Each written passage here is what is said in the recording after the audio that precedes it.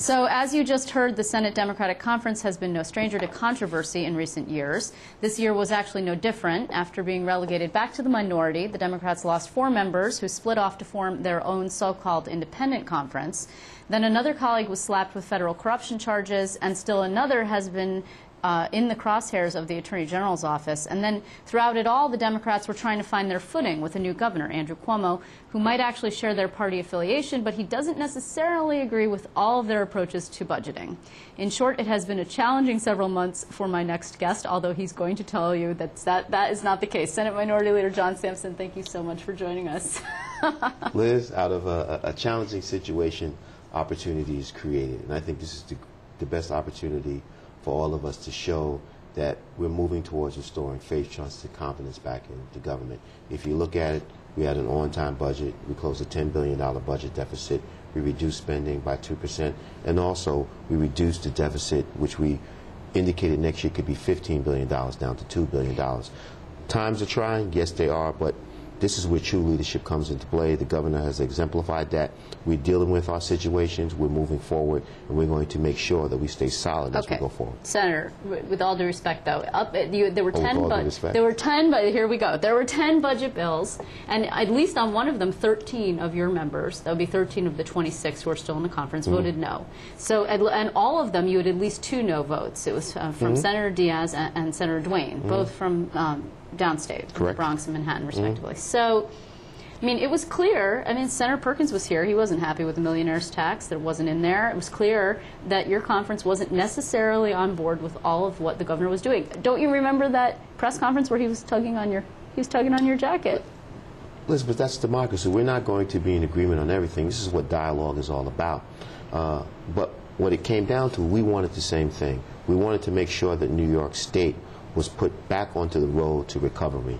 We believe with the governor's vision, and we trust him that we are back on the road to New York being the Empire State. We're not going to agree all the time, but one thing we agree on is that New York needs to be the Empire State once again. Okay, but the Republicans are claiming him as their own. I mean, State Chairman of the Republican Party, Ed Cox, says he's governing like a Republican. I mean, do you consider the governor too close to the Republican conference? Remember, the governor is a Democrat, and I guess they have selective amnesia because they supported Carl Palladino when he was running for governor. They did. You know, the governor has his ideas to put us back on the right track. This is about leadership. You know, you may not agree with what a leader says or does, but you know what? The leader has exemplified a vision. So you trust him, you put your faith in him that he's going to guide us down the right path. And that's what we have done, and we are following our leader, Governor Andrew Cuomo, who's a Democrat, by the way. But yes, I mean, yes, I got that in the first place. But do you consider him still a progressive, and do you trust that he's going to be able to, after this rather painful budget, go forward and do things that would reestablish his credentials, for example, like gay marriage, or rent control? Liz, I trust the governor. You know, Liz, I myself am a fiscal conservative with issues, but I'm very progressive on certain issues. You know, who says you can't have both? Okay. But there are people in your conference who are angry with him. I mean, in particular on the millionaire's tax. You did not support the millionaire's tax extension personally? When dealing with the millionaire's tax, you know, our concern was that basically you're giving a tax break to true millionaires, people who are earning $1 million or more, when you're cutting services to 3 million children. This was a lot of our concerns in the conference. And going forward, hopefully, that situation can be rectified by putting us on the right track. We can increase our revenues that are coming into New York State and restore money back into education, restore money back into health care. Do you believe the millionaire's tax, with a true millionaire's threshold, is actually something that might come back before the session is over?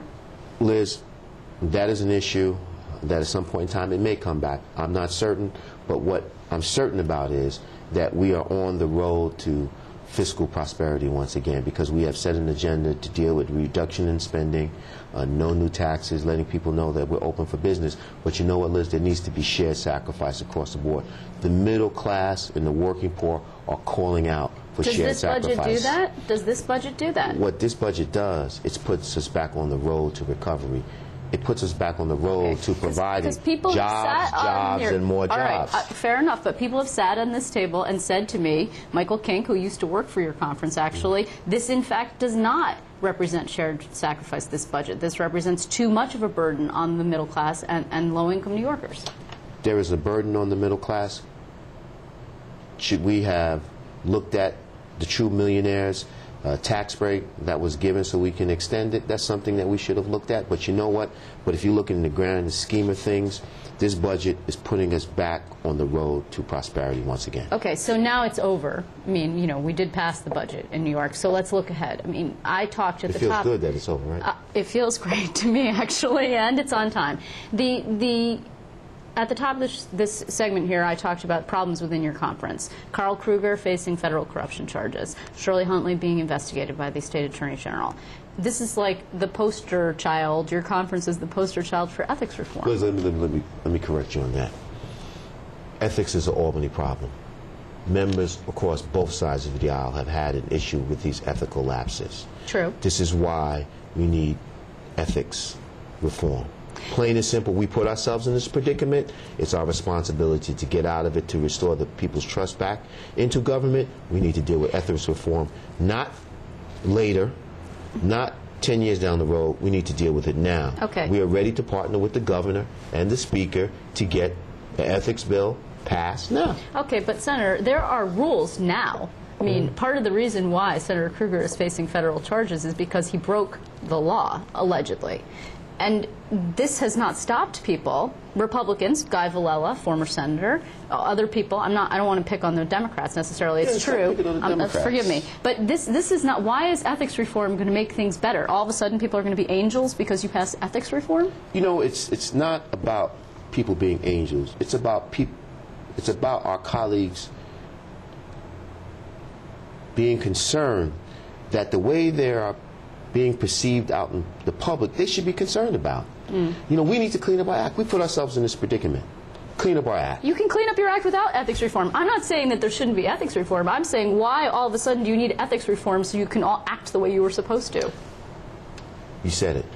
Act the way we were supposed to. Obviously, we didn't act the way we were supposed to. As a result of that, now we need ethics reform, stronger ethics reforms. So, you know what? There is no divergence from any sorts of barriers. It's about dealing with it now. We made mistakes, clean up our mistakes. Restore the trust back into government that the public needs to have. And the best way to do it, ethics reform, which means, if you look at it, we're talking about stronger oversight and enforcement of public officials. 2, we're talking about financial and client disclosures. Yes, I'm a lawyer. Financial and client disclosures. And the 3rd, transparency and restrictions on the way we use campaign monies. And you're okay with that as an attorney, releasing your client list? I am going to work with the governor and the speaker to pass ethics reforms. That is included in the ethics reforms. I will comply with the law. Okay, but just as an attorney, personally, are you okay with releasing your client list? The law is the law. I will comply with the law. Fine. Just before we leave the topic of ethics, the issue of Kevin Parker, who of course was, you know, found guilty of a misdemeanor for assaulting a post photographer a number of years back now. You had an assault, a member, Hiram Montserrat, who was actually hit with an assault charge, also a misdemeanor, and you guys ousted him. Why is Hiram Montserrat and Kevin Parker's cases different? Liz, you're going to make the comparison between domestic violence and assaulting a Careful photographer. Now. A photographer, a member of the media. I'm just I understand saying. it's a member of the media, but we're talking about the domestic violence and we're talking about assaulting a member of the media. We're government officials. We are looked at a different level. We need to conduct ourselves at a different level. That's why it's so important that we clean up our act. We make the first step by dealing with our fiscal situation. Now we need to make the next step by dealing with ethics and then redistricting. But Kevin Parker has a ranking position, does he not?